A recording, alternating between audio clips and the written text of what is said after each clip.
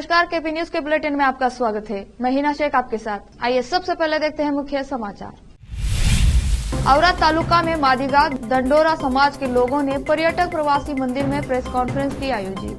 समाज के सभी सदस्यों से 11 नवंबर को हैदराबाद में होने वाली मदिगा विश्व रूप महासभा में भाग लेने का किया अनुरोध। बेंगलुरु सीरियल धमाकों में कर्नाटक सरकार की याचिका स्वीकार, अदालत ने विपक्षी सुनवाई को लेकर की अहम टिप्पणी। कर्नाटक के पूर्व मुख्यमंत्री डीवी सदानंद गौड़ा ने चुनावी राजनीति से संन्यास लिया। आप खुद को ओबीसी क्यों कहते हैं? राहुल गांधी ने जाति जनगणना को लेकर पीएम मोदी पर निशाना साधा।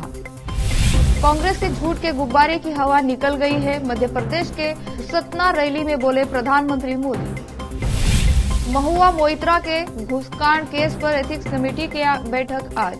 500 पन्नों की रिपोर्ट में सांसदी खत्म करने की सिफारिश।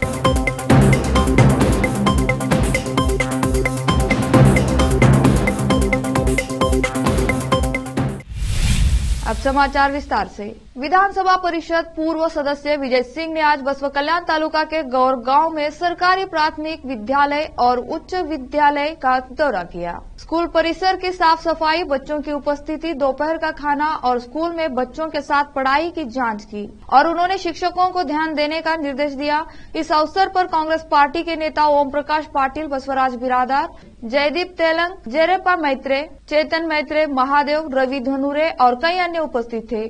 बसवा कल्याण से केपी न्यूज के संवाददाता समीर शेख की रिपोर्ट। भालकी में 10, 11 और 12 नवंबर 2023 तारीख बाला यासु पुण्य क्षेत्र भालकी यात्रा और चर्च का माणिक्य महोत्सव मनाया जा रहा है। इस अवसर पर यात्रा में 10 से 15,000 लोग आने की आशंका है। हर साल की तरह इस साल भी बड़े धूमधाम से यात्रा मनाई जाएगी। इस यात्रा most reverend bishop Robert Michael Miranda इन में मार्गदर्शन में मनाया जाएगा। इस यात्रा में प्रवचन, भजन स्पर्धा और अन्य सांस्कृतिक कार्यक्रम का आयोजन किया जाएगा। इस अवसर पर भालकी के होली रिडीमर चर्च के निर्देश रॉकी डेसूजा, फादर क्लाइरी D'Souza, father Mark Srinivas Bendre उपस्थित थे। केपी न्यूज के लिए भालकी से सैमुअल की रिपोर्ट। ಈ ಜಾತ್ರೆಯ ಸವಿವರವನ್ನು ವಿವರವಾಗಿ ಕೊಟ್ಟಿದ್ದಾರೆ। 3 ದಿನಗಳ ಈ ಮಹೋತ್ಸವ ವಿಶೇಷವಾಗಿ ಕಥೋಲಿಕ ಸಭೆಯ ಇದೊಂದು ಮಹೋತ್ಸವ। ಸುಮಾರು 10 ರಿಂದ 12,000 ಜನ ಸೇರುವಂತ ನಿರೀಕ್ಷೆ। ಪ್ರತಿ ವರ್ಷದಂತೆ ನಮ್ಮ ಕಥೋಲಿಕ ಜನರು ಒಟ್ಟಾಗಿ ಸೇರುವಂತ ಒಂದು ಅವಕಾಶ ಈ ಸಮಯದಲ್ಲಿ। ಅದರಿಂದ ನಿಮಗೆಲ್ಲರಿಗೂ ನಾನು ಈ ಆಹ್ವಾನ ಕೊಡ್ತಿರಬೇಕಾದ್ರೆ ನಮ್ಮ ಮಾಧ್ಯಮದ ಮೂಲಕ ಎಲ್ಲ ವಿಚಾರಗಳನ್ನು ಪ್ರಚಾರಪಡಿಸಬೇಕಾಗಿ ಪ್ರವಚನಗಳಿಗೆ ಮೊದಲ ಅವಕಾಶ, ಪೂಜೆ ಪುರಸ್ಕಾರಗಳಿಗೆ ಮತ್ತೊಂದು ಅವಕಾಶ, ಅದಾದಮೇಲೆ ಜನರಿಂದ ಸಾಂಸ್ಕೃತಿಕ ಕಾರ್ಯಕ್ರಮಗಳು ಮತ್ತು ಇತರ ಇತರ ಕಾರ್ಯಕ್ರಮಗಳನ್ನು ನಡೆಸ್ತಾ ಇದ್ದೀವಿ। ಈ ಒಂದು ಒಟ್ಟಾರದಲ್ಲಿ ನಡೆಯುವಂಥ ಈ ಕಾರ್ಯಕ್ರಮ ಮುಖ್ಯವಾಗಿ ಬಾಲ್ಕಿ, ಇಲ್ಲಿ ನಾವು ಬಾಲ್ಕಿಗೆ ಬಂದು 40 ವರ್ಷಗಳ ಸಂಭ್ರಮ, ಅದನ್ನು ಕೂಡ ಮನಸ್ಸಲ್ಲಿ ಇಟ್ಕೋಬೇಕು। ಬಾಲ್ಕಿ ಕೇಂದ್ರದ 40 ವರ್ಷಗಳ ಸಂಭ್ರಮ ಇಲ್ಲಿ ಕಾಲಿಟ್ಟು ಅದನ್ನು ಕೂಡ ನಾವು ಆಚರಣೆ ಮಾಡ್ತೀವಿ। ಇಲ್ಲಿ ಸೇವೆ ಸಲ್ಲಿಸಿದಂತಹ ಎಲ್ಲ ಗುರುಗಳನ್ನ ನಾವು ಕರೆಸ್ತಾ ಇದ್ದೇವೆ। ಅವರಿಗೆ ವಿಶೇಷವಾದ ಸನ್ಮಾನವನ್ನು ಕೂಡ ಈ ಸಮಯದಲ್ಲಿ ನಾವು ಮಾಡಿದ್ದೇವೆ। ಅದರಿಂದ ಈ 3 ದಿನಗಳ ಜಾತ್ರಾ ಮಹೋತ್ಸವ ನಿಮಗೆಲ್ಲರಿಗೂ ನಾನು ಸ್ವಾಗತವನ್ನು ಬಯಸ್ತೇನೆ। ನಿಮ್ಮ ಮಾಧ್ಯಮದ ಪ್ರಚಾರದ ಮೂಲಕ ನಮಗೂ ಇನ್ನೂ ಹೆಚ್ಚಾಗಿ ಶಕ್ತಿಯನ್ನು ನೀವು ತುಂಬಬೇಕೆಂದು ನಮ್ಮ ಪೂಜ್ಯ ಧರ್ಮಾಧ್ಯಕ್ಷರಿದ್ದಾರೆ, ಅವರ ಅಧ್ಯಕ್ಷತೆಯಲ್ಲಿ ನಡೆಯುತ್ತೆ।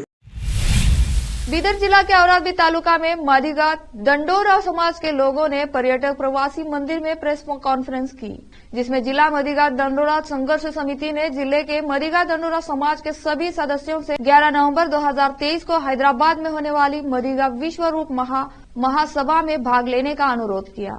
इस प्रेस कॉन्फ्रेंस में बोलते हुए बीदर जिले के डंडोरा मदिगा संघर्ष समिति के जिला अध्यक्ष विजय कुमार हिप्पलगांव ने कहा कि प्रधानमंत्री नरेंद्र मोदी 11 तारीख को हैदराबाद में आयोजित होने वाली मदिगा विश्व रूप महासभा में भाग लेंगे। उन्होंने कहा कि इस सम्मेलन में हम दर्शकों से आंतरिक मेल मिलाप के अपने प्रयासों का परिणाम मिलने की उम्मीद कर रहे हैं। इस प्रेस कॉन्फ्रेंस में मदिगा समाज के जिला अध्यक्ष विजय कुमार हिप्पलगांव, जिला समिति के मुख्य कार्यकारी स्वामी दास मेघा ने कहा कि इस सम्मेलन को सफल बनाने के लिए आयोजित होने वाली मदिगा विश्व रूप महासभा में भाग लेने के लिए जिले के लोगों की भागीदारी का अनुरोध किया। इस अवसर पर मदिगा समाज के जिला अध्यक्ष विजय कुमार हिप्पलगांव, जिला प्रधान कार्यदर्शी स्वामीदास मेघा, तालुका अध्यक्ष रविंद्र करंजी और समाज के लोगों ने और कार्यकर्ताओं इस कार्यक्रम में उपस्थित थे। औराद से केपी न्यूज के संवाददाता अलीम पाशा की रिपोर्ट। 8/11/2023 ಔರಾದ್ ಅತಿಥಿ ಭವನದಲ್ಲಿ ಪತ್ರಿಕಾಗೋಷ್ಠಿ ಕರೆಯಲಾಗಿದ್ದು, ಎಸ್ಸಿ ಒಳ ಮೀಸಲಾತಿ ವರ್ಗೀಕರಣಕ್ಕಾಗಿ ಹಲವು ಮಾದಿಗ ಚಲೋ ಹೈದರಾಬಾದ್ ಅಂತಕ್ಕಂಥ ಕಾರ್ಯಕ್ರಮವನ್ನು ದಿನಾಂಕ 11/2023 ಹಮ್ಮಿಕೊಳ್ಳಲಾಗಿದೆ. ಅದಕ್ಕೋಸ್ಕರ ತಾಲೂಕಿನ ಎಲ್ಲ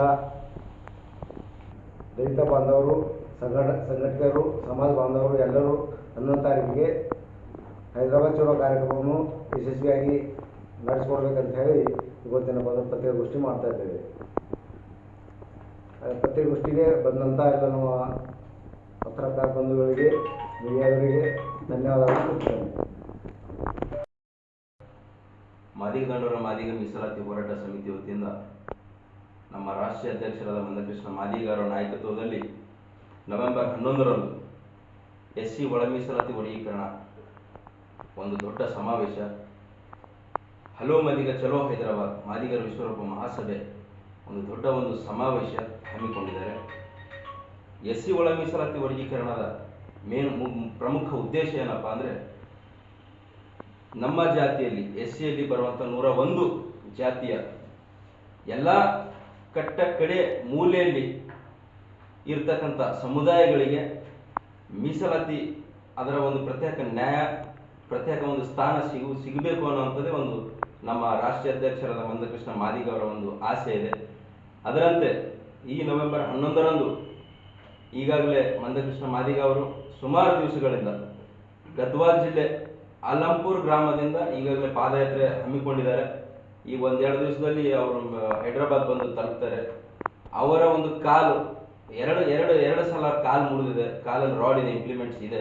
ಆದರೂ ಕೂಡ ಸಮಾಜಕ್ಕಾಗಿ ಡಾಕ್ಟರ್ ಸಲಹೆ ಇದೆ, ನಡಿಬಾರ್ದು ನೀವು ಅಂತ ಹೇಳಿದ್ರು ಕೂಡ ಅವರು ಬರಿಗಾಲಲ್ಲಿ ನಡ್ಕೊಂಡು ಇವತ್ತು ಹೈದರಾಬಾದ್ ತೆರಳುವಂಥ ಕಾರ್ಯಕ್ರಮ ಅವರು ಹಮ್ಮಿಕೊಂಡಿದ್ದಾರೆ. ಉದ್ದೇಶ ಏನಪ್ಪಾ ಅಂದರೆ ಒಳ ಮೀಸಲಾತಿ ವರ್ಗೀಕರಣ ಕುರಿತು.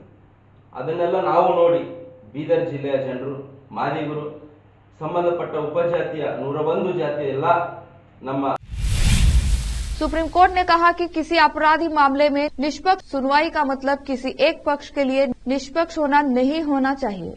यह टिप्पणी कर शीर्ष अदालत ने जब्त किए गए उपकरणों को प्रमाणित करने के लिए 2008 बेंगलुरु सीरियल धमाके में एक गवाह को वापस बुलाने की कर्नाटक सरकार की याचिका को स्वीकार कर लिया।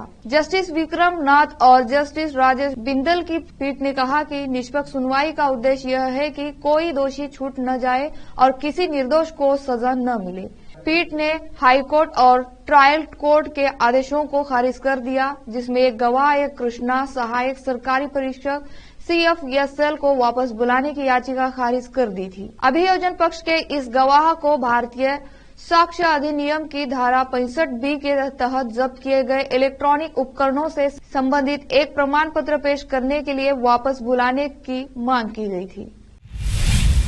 सरकार में 3 शक्ति केंद्र होने के बाद को खारिज करते हुए उप मुख्यमंत्री DK शिवकुमार ने बुधवार को कहा कि सरकार या पार्टी में ऐसी कोई बात नहीं है, केवल एक मुख्यमंत्री सिद्धरामैया है, केवल एक राज्य इकाई के अध्यक्ष DK शिवकुमार है। दोनों के बीच कोई सत्ता संघर्ष नहीं है। उन्होंने यहां संवाददाताओं से कहा। शिवकुमार इस सवाल का जवाब दे रहे थे कि क्या राज्य में 3 सत्ता केंद्र है। उन्होंने कहा कि सिद्धरामैया मंत्रिमंडल में फेरबदल की फिलहाल कोई योजना नहीं है। पार्टी के शीर्ष नेता 15 नवंबर के बाद बोर्डों और निगमों में नियुक्तियों पर फैसला करेंगे। उन्होंने बिना विस्तार से कहा कि अलाकमान राज्य इकाई के पुनर्गठन पर भी काम कर रहा है। अब लेते हैं छोटा सा ब्रेक।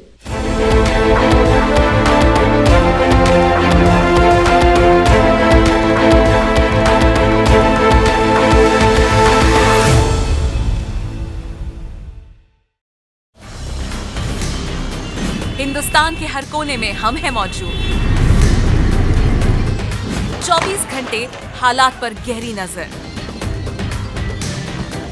खबरों से जुड़े चुपते सवालात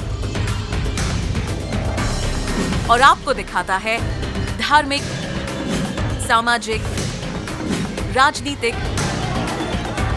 लोकल और इंटरनेशनल न्यूज की सबसे बेहतर कवरेज, जो आपको रखती है हर पल बाखबर। देश और दुनिया भर की खबर के लिए देखते रहें KP News 24/7।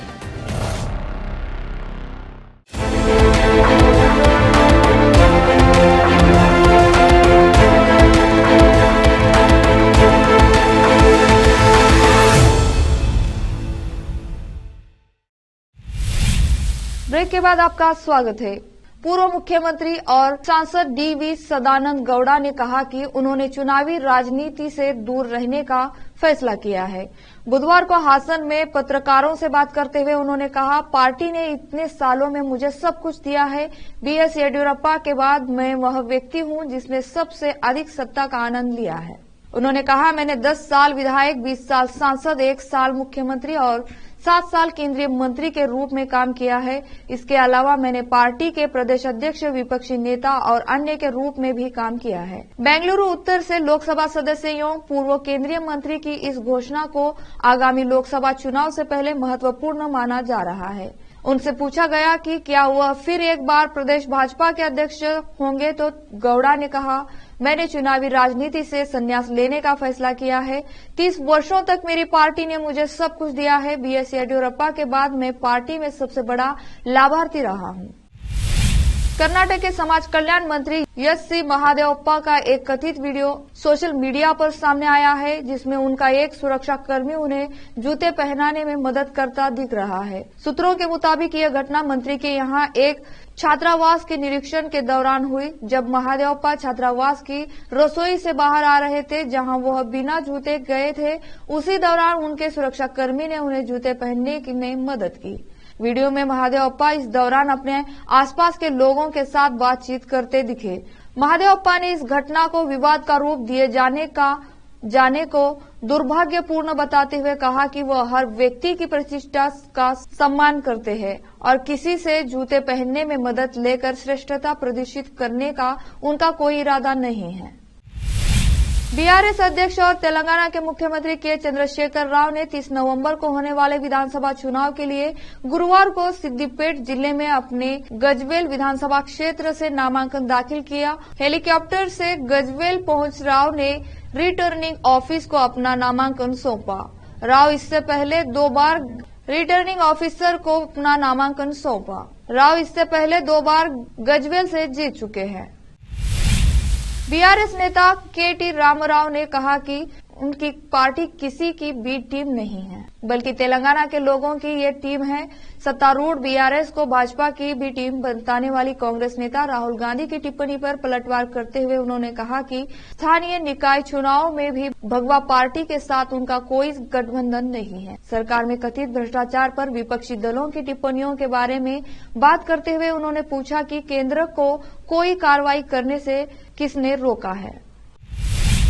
प्रधानमंत्री नरेंद्र मोदी पर तीखा हमला करते हुए कांग्रेस नेता राहुल गांधी ने बुधवार को पूछा कि प्रधानमंत्री खुद को पिछड़े वर्ग OBC से क्यों बताते हैं, जबकि प्रधानमंत्री गरीब को भारत में एकमात्र जाति मानते हैं। राहुल गांधी ने छत्तीसगढ़ के अंबिकापुर में एक चुनावी रैली को संबोधित करते हुए कहा, अगर देश में गरीब ही एकमात्र जाति है तो फिर आप खुद को OBC क्यों कहते हैं।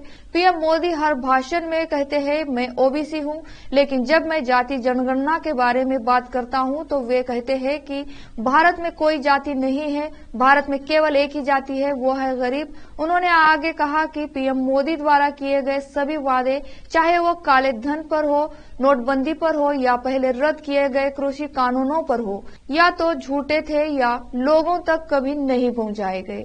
प्रधानमंत्री नरेंद्र मोदी यहां आए और आपसे 15 लाख रुपए देने का वादा किया, क्या आपको यह मिला? उन्होंने कहा कि नोटबंदी से काला धन खत्म हो जाएगा, क्या ऐसा हुआ? उन्होंने कहा कि कृषि विधेयक से किसानों का फायदा होगा, किसानों ने खुद ही विधेयक को खारिज कर दिया। आप जानते हैं कौन सच बोलता है और कौन झूठ। फिर से लेते हैं छोटा सा ब्रेक।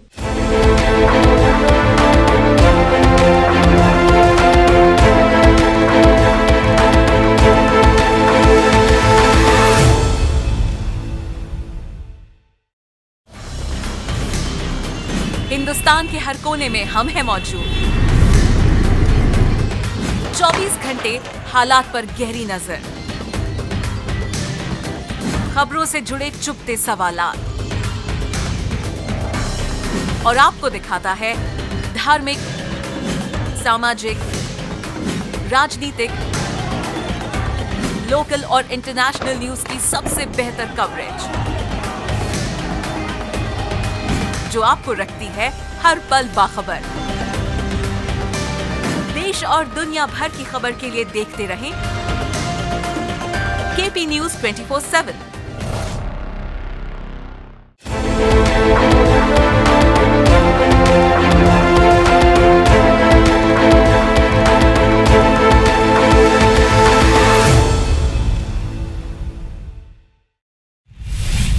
ब्रेक के बाद आपका स्वागत है। मध्य प्रदेश में 240 विधानसभा सीटों पर 17 नवंबर को होने वाले चुनाव में जीत के लिए सभी राजनीतिक दल हर संभव प्रयास कर रहे हैं। प्रदेश में चुनावी प्रचार तेजी से चल रहा है।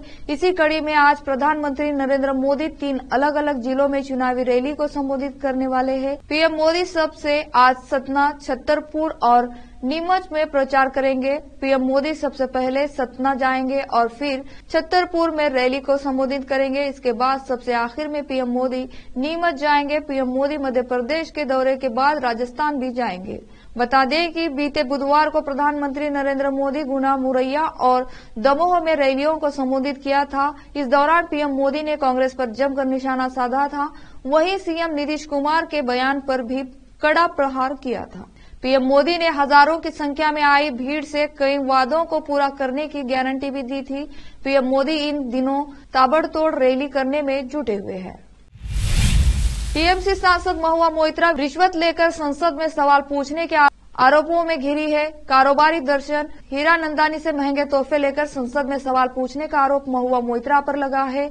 इस मामले में बीजेपी सांसद निशिकांत दुबे ने टीएमसी सांसद के खिलाफ एथिक्स कमेटी में शिकायत दर्ज कराई थी। वहीं इस मामले पर एथिक्स कमेटी की रिपोर्ट भी सामने आ गई है। सूत्रों के हवाले से खबर है कि मामले की जांच के बाद संसदीय एथिक्स कमेटी ने महुआ मोइत्रा की लोकसभा सदस्यता रद्द करने की सिफारिश की है। आज शाम 4 बजे महुआ मामले पर एथिक्स कमेटी की बैठक होनी है। पहले यह बैठक 7 नवंबर को होने वाली थी, जिसकी तारीख आगे बढ़ाकर 9 नवंबर कर दी गई थी। अब महुआ मोइत्रा की सांसदी पर भी खतरा मंडरा रहा है। आखिर में देखते हैं फिर से मुख्य समाचार। औराद तालुका में मादिगा दंडोरा समाज के लोगों ने पर्यटक प्रवासी मंदिर में प्रेस कॉन्फ्रेंस की आयोजित। समाज के सभी सदस्यों से 11 नवंबर को हैदराबाद में होने वाली मादिगा विश्व रूप महासभा में भाग लेने का किया अनुरोध। बेंगलुरु सीरियल धमाकों में कर्नाटक सरकार की याचिका स्वीकार, अदालत ने विपक्षी सुनवाई को लेकर की अहम टिप्पणी। कर्नाटक के पूर्व मुख्यमंत्री डीवी सदानंद गौड़ा ने चुनावी राजनीति से संन्यास लिया। आप खुद को ओबीसी क्यों कहते हैं? राहुल गांधी ने जाति जनगणना को लेकर पीएम मोदी पर निशाना साधा।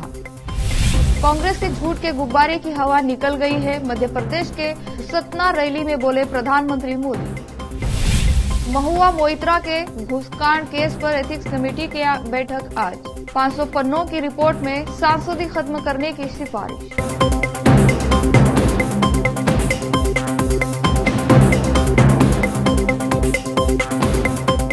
केपी न्यूज के बुलेटिन में आज इतना ही। देश और प्रदेश के समाचारों के लिए देखते रहिए आपका अपना चैनल केपी न्यूज 24/7। धन्यवाद।